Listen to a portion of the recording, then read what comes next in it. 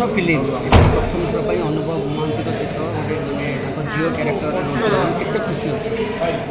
ବହୁତ ହି ଖୁସି ଅଛି। ମୋର ସବୁ ସିନ୍ ପଢ଼େଇଲାଣି। ଏଇଟା ହେଉଛି ଇଣ୍ଟରଭଲ୍। ଆଉ ଅନୁଭବ ସବୁ ଉପରେ ବସିକି ଦେଖୁଛନ୍ତି, ତାଙ୍କର ବି ଇଣ୍ଟରଭଲ୍ ହେଇଥିବ। ଆଉ ତାଙ୍କୁ ବି ଭଲ ଲାଗିଥିବ କି ନିଶ୍ଚୟ କରିପାରିବେ। ମୋତେ ତ ବହୁତ ସୁନ୍ଦର ଲାଗୁଛି। ଆଉ ଲାଷ୍ଟ ଗୋଟେ ଏମିତିଆ ସସ୍ପେନ୍ସ ଅଛି ଯେଉଁଟାକି ଯାହାକୁ ବି ଫିଲ୍ମ ଦେଖିବା ପାଇଁ ଭଲ ଲାଗୁନଥିବ ତାକୁ ବି ଭଲ ଲାଗିବ।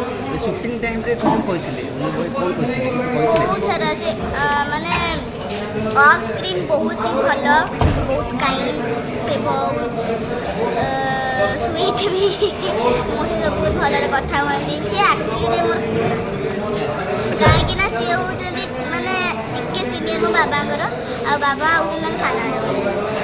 ଆଚ୍ଛା, ଦର୍ଶକମାନଙ୍କୁ କ'ଣ କହିବେ ଯେଉଁମାନେ ଆସିନାହାନ୍ତି ଫିଲ୍ମ ଦେଖିବାକୁ ରଜରେ କ'ଣ କହିବେ? ଆଜି ହେଉଛି ସ୍ପେଶାଲ ଦିନ। ଯେଉଁମାନେ ଆସିଛନ୍ତି ସେମାନଙ୍କୁ ବହୁତ ବହୁତ ଧନ୍ୟବାଦ। ଆଉ ଆଜି ଦିନଟା ସବୁଠୁ ସ୍ପେଶାଲ ଥିଲା। ଅନୁଭବ ସାର୍ ବି ଆସିଛନ୍ତି, ଉପରେ ବସିକି ଏନ୍ଜୟ କରୁଛନ୍ତି ତାଙ୍କ ଫିଲ୍ମ। ଆଉ ଆପଣମାନେ ଏଇ ଦିନଟାକୁ ଯଦି ମିସ୍ କରିଦେଇଛନ୍ତି ତାହେଲେ କିଛି କଥା ନାହିଁ, କାଲି ହେଲେ ବି ଆପଣ ଆସିପାରିବେ, ହେଲେ କାଲି ଆମେ ନଥିବୁ।